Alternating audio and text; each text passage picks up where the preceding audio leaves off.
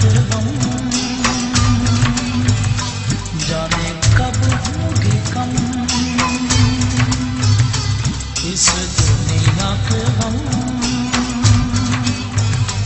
जीने वालों पे सदा बेजुर्म खता होते जा रहे हैं सितम, जाने कब होंगे कम, इस दुनिया के गम, जीने वालों पे सदा बेजुर्म खता होते जा रहे हैं सितम, जाने कब होंगे कम, इस दुनिया के गम, जाने कब होंगे कम।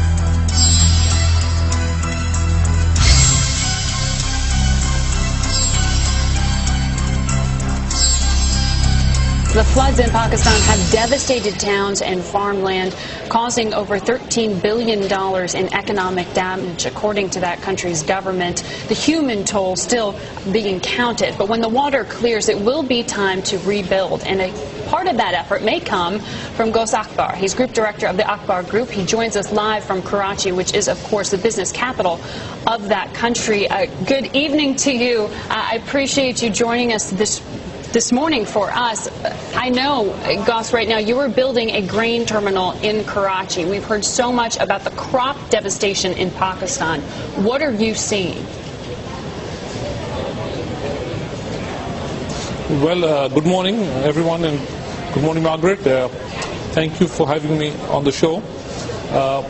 What we're doing right now is building Pakistan's first automated grain and fertilizer terminal, which will allow us to export and import food items as well as fertilizer, and also store it. As you can imagine, what the floods have exposed is that Pakistan has an immediate need for extensive food storage facilities, both from a food security standpoint and also from a logistics standpoint. So we've seen, and I must also make a point that it's a moving target. About $200 million of wheat has been destroyed. We've lost the rice crop. There's been a loss of farm animals. So we've had a lot of devastation here, and the floods, the damage is still going on. But what it has exposed is also that there's tremendous opportunity in Pakistan to develop the logistics and the storage chain and the transport chain in the country. Now, I know, Ghaus, that you, with your umbrella of businesses, you brought McDonald's to Pakistan, you brought Louis Vuitton to Pakistan, you've run a number of businesses and brands there. Your customer tends to be wealthier than average, far wealthier. What has the impact been on the business capital? I know these floods are happening in more of the rural areas. Yeah, I think it's important to mention that cities like Karachi, Lahore and Islamabad are more like the engines of the Pakistan economy. They so far are not affected by the floods. The floods have affected the rural part of the country and some of the smaller cities. So by and large, the mainstream cities have not been affected by the floods immediately per se. But of course, the sentiment does affect business. So we're kind of having to grapple with that. But we're rebuilding, we're working together with different NGOs. For example, we also have, my company has Pakistan's only private jet and helicopter service, and we are working with NGOs such as Médecins Sans Frontières, MSF, who is doing a fantastic job in Pakistan, and we're trying to take them to different parts of the country which aren't accessible by road anymore. Okay. Ghaus, we're running out of time here, but we have a quick question here from the Defense Secretary. Mr. Akbar, if I could ask you, what is the sentiment amongst the Pakistani people? Polls have been taken that show that about 68% of the Pakistani people have a very negative opinion of the United States.